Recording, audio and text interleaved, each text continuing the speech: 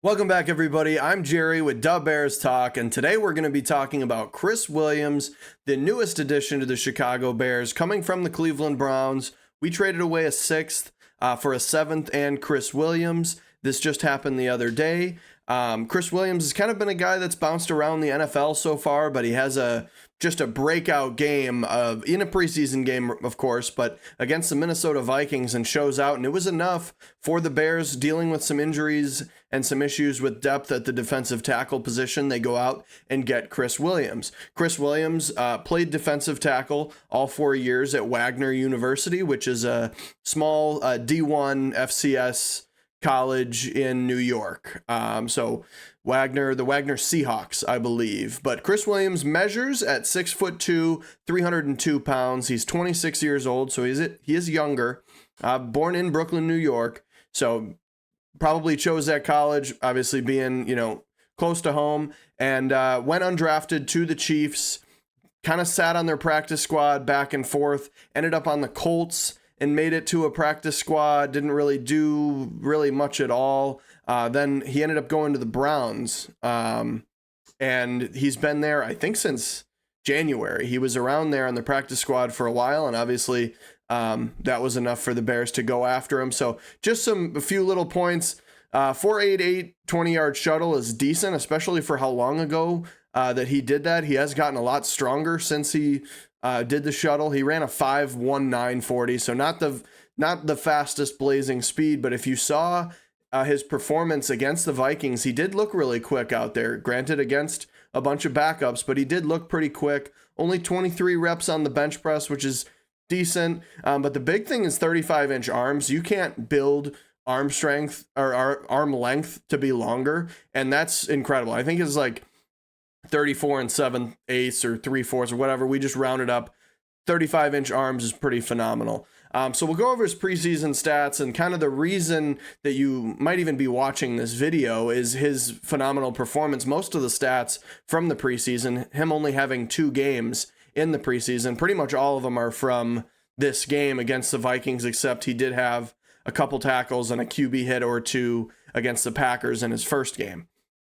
But he had the 2 sacks. He had the 2 tackles for a loss. He had the huge play where he ran down the Vikings quarterback from behind and did this like flying dive thing like this, where he dove after the quarterback. He's able to rip the ball out, and it rolls out of the back of the end zone for a safety. So obviously that's like his biggest highlight play, but he did really shine in that game.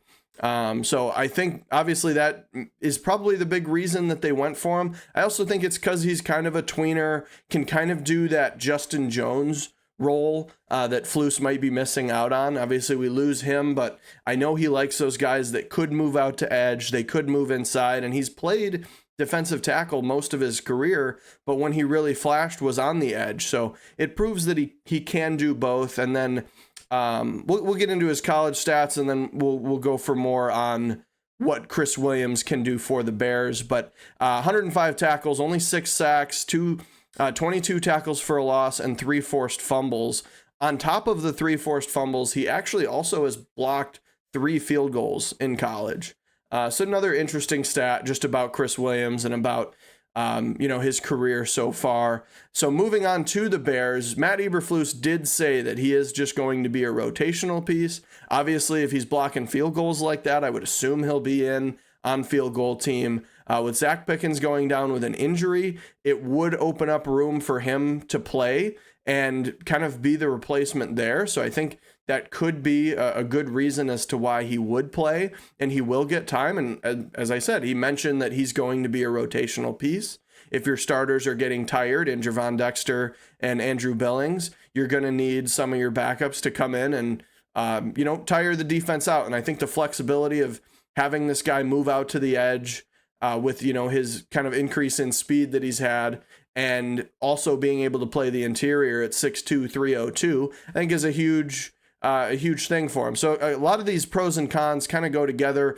The versatile and quick for size, I think is just kind of like those two go hand in hand. He's versatile because he's quick in size. If you go to the cons, I put he's a tweener too. I think that could be a con for another team. I feel like there's not as many defensive coordinators that take advantage of that tweener role and moving a guy around like that. So it might not be, that can kind of hurt the player, because you look at a guy like Andrew Billings, where he's just this big, massive dude that can anchor in, hold on and then shoot the gap and kind of find where the hole that he needs to go.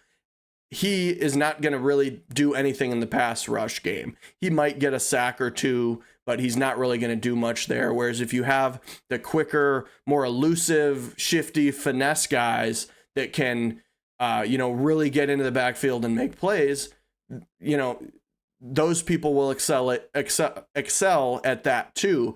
But when you're in between, it's kind of tough, because you might not be you can't really be the greatest at both.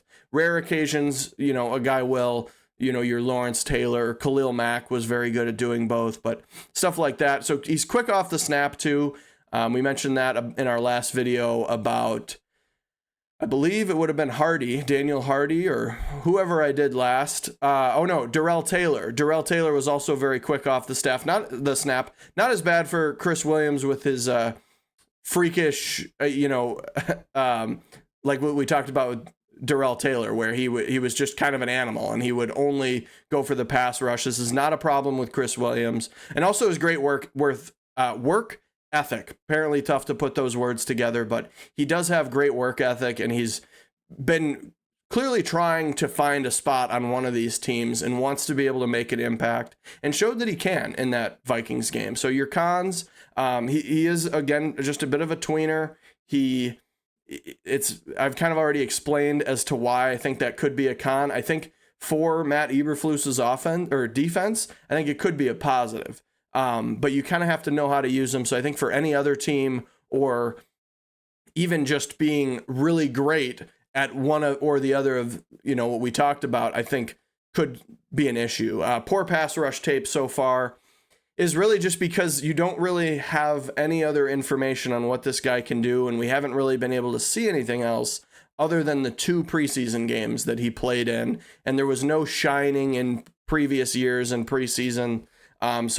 And that kind of leads to why he's bounced around the NFL.